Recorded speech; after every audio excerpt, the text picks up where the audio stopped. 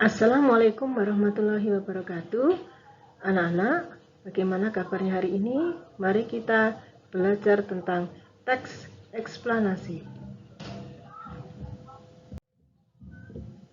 Teks eksplanasi berasal dari kata dasar bahasa Inggris explanation yang dapat diartikan sebagai penjelasan atau pemaparan. Dari sini sudah bisa diperoleh gambaran bahwa teks eksplanasi merupakan sebuah teks yang berisi penjelasan tentang proses fenomena, kejadian, atau peristiwa.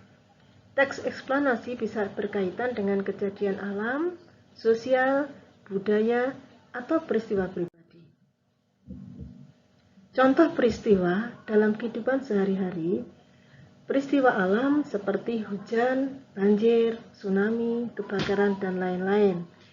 Peristiwa sosial seperti demonstrasi, perundungan, kenakalan remaja, serta peristiwa budaya seperti upacara adat dan lain-lain. Peristiwa pribadi seperti ulang tahun, kecelakaan, menolong seseorang, dan lain-lain. Ciri-ciri teks eksplanasi. Teks eksplanasi berupa kalimat fakta atau kenyataan, sehingga teks eksplanasi bukanlah teks fiksi atau disebut dengan non-fiksi. Teks eksplanasi menjawab pertanyaan mengapa dan bagaimana. Misalnya, mengapa terjadi hujan, bagaimana terjadinya hujan. Pola pengembangan teks eksplanasi dibagi menjadi dua, kronologis dan kausalitas. Kronologis menurut urutan waktu, hal itu ditandai dengan konjungsi lalu, kemudian, akhirnya, dan seterusnya. Pola pengembangan secara kausalitas, yaitu hubungan sebab akibat, ditandai dengan konjungsi sebab, karena, akibatnya, dan seterusnya. Struktur teks eksplanasi. Bagian pertama berisi pernyataan umum, yang barisan kedua adalah deretan penjelasan, sedangkan bagian penutup ada di paragraf terakhir. Contoh teks eksplanasi tentang peristiwa alam. Contohnya adalah teks yang berjudul banjir. Pada bagian pendahuluan atau bagian awal berupa pernyataan umum.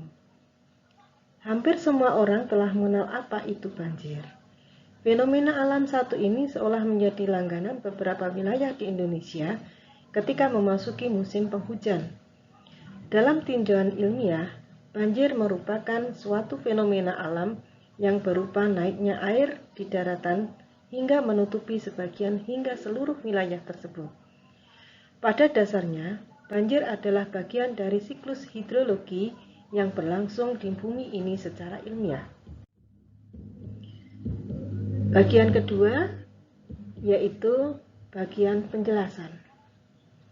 Secara alamiah, fenomena banjir diakibatkan oleh terjadinya hujan secara lokal serta propagasi limpahan pada daerah hulu dalam suatu area tangkapan. Namun ada pula banjir yang disebabkan oleh ulah manusia, misalnya karena penumpukan area serap air dengan sampah, pendangkalan daerah sekitar aliran sungai, dan sebagainya. Proses banjir yang terjadi secara alamiah diawali dengan hujan turun dan berlangsunglah presipitasi air menuju permukaan tanah. Lazimnya, air akan tertahan di dalam tanah oleh akar tumbuhan atau organisme lain, lalu dialirkan menuju jalur bawah tanah menuju tempat yang lokasinya lebih rendah. Setelah itu, barulah akan sampai ke laut dan sebagian lain akan langsung mengalami penguapan. Bagian ketiga dari struktur teks eksplanasi yaitu bagian penutup. Hanya saja, pada kasus banjir, air yang sudah ada di dalam tanah tidak mampu diserap secara sempurna. Penyebabnya bisa jadi karena tidak ada tumbuhan yang menjadi penghambat. Bisa pula dikarenakan jenis tanah tidak diserap air. Akibatnya, air pun masih menggenang di atas tanah. Apabila hujan terus terjadi dan air tetap tidak mampu terserap dengan baik, maka genangan akan semakin tinggi, menimbulkan banjir. Demikianlah teks eksplanasi. Terima kasih, selamat belajar. Assalamualaikum warahmatullahi wabarakatuh.